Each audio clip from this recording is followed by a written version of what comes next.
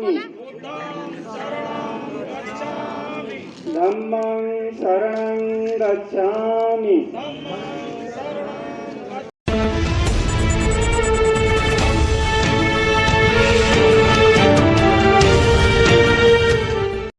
तहसील बुरावल पे एसडीएम साहब के सामने ग्रामीण जन जुटे हैं, क्योंकि सामाजिक संगठन आइस बेस के तरफ से भूमि अधिकार आंदोलन चलाया गया है, जिसमें मांग किया गया है कि निर्बल वर्ग के भूमिहीनों को कम से कम 5-5 बीघा ज़मीन प्रत्येक परिवार को खतौनी के साथ आवंटित किया जाए, जिसमें 1 बीघे पर बाग बगीचा लगावें ताकि हरियाली बढ़े, पर्यावरण संरक्षण हो, और 4 बीघे पर वो खेती बाड़ी करके अपना गुजर बसर कर सकते हैं।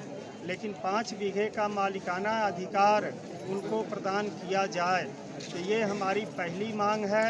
इसी मांग को लेकर के एसडीएम साहब को सभी ग्रामीण जन विभिन्न गांवों के अपना अपना दरखास्त लेके आए हैं, उनको दिया जाएगा। चारों गांव में हमारा जाना हो चुका है। आप लोगों के गांव पर, आप लोगों के बीच में हम बैठते हैं तो हमने देखा है कि जो आदिवासी हैं, कई जाति है, उसमें बहुत सी जातियां हैं आदिवासियों में, लेकिन उनके पास जगह जमीन नहीं है। 1-2%, 4% के पास थोड़ी बहुत जमीन हो सकती है, लेकिन बाकी लोगों के पास जमीन है ही नहीं। बहुत बड़ी संख्या में लोग हैं जिनके पास घर बनाने की भी जमीन नहीं है। यही हालत दलित समाज में भी सैकड़ों जातियां हैं, लेकिन उनके पास भी जमीन नहीं है, घर बनाने की भी जमीन नहीं है। और पिछड़ी जातियां, इसमें भी बहुत बड़ी आबादी है जिनके पास जमीन नहीं है, या यदि है भी तो 5 बिस्वा, 10 बिस्वा, 1 बीघा, 1.5 बीघा है। अल्पसंख्यक समाज में भी बहुत बड़ी संख्या है जिसे पसमादा कहते हैं, उनके पास भी जमीन नहीं है, यहाँ तक कि घर बनाने की भी जमीन नहीं है। यहाँ तक बुरा हाल है कि यदि सरकारी कॉलोनी बनाने का आपका नाम में आ गया तो आपके पास जमीन ही नहीं है कॉलोनी बनाने का, इसलिए कॉलोनी वाले अपना पैसा लेके वापस चले जाते हैं। वो पैसा वापस जाता है, घर नहीं बनता है। तो ऐसे हालत में हमने देखा है कि जो आदिवासी हैं, दलित हैं, पिछड़ी हैं, पसमादा हैं, इन लोग वंचित हैं, जगह जमीन से वंचित हैं, हक अधिकार से वंचित हैं, मान सम्मान से वंचित हैं, और बल्कि गांव में इसके ऊपर एक आभूषण मिलता है। अरे ये सब छोटी जातियां हैं, छोटे जाति का सब है, ये भी एक आभूषण है गांव में, है ना। तो साथियों, हम लोगों ने ये विचार किया कि जो गरीब हैं, भूमिहीन हैं, उसके पास जगह जमीन नहीं है, तो आखिर आपके बाप दादाओं की जो जमीन थी वो कहाँ गई? यही बात हमने सरकार को लिखा है और बोला है कि आप लोग गरीबों को, जो वंचित हैं, भूमिहीन हैं, उनको जगह जमीन दिया जाए। इसके लिए हम लोग कई जिलों में, कई तहसीलों पर भारी से भारी धरना दिए हैं।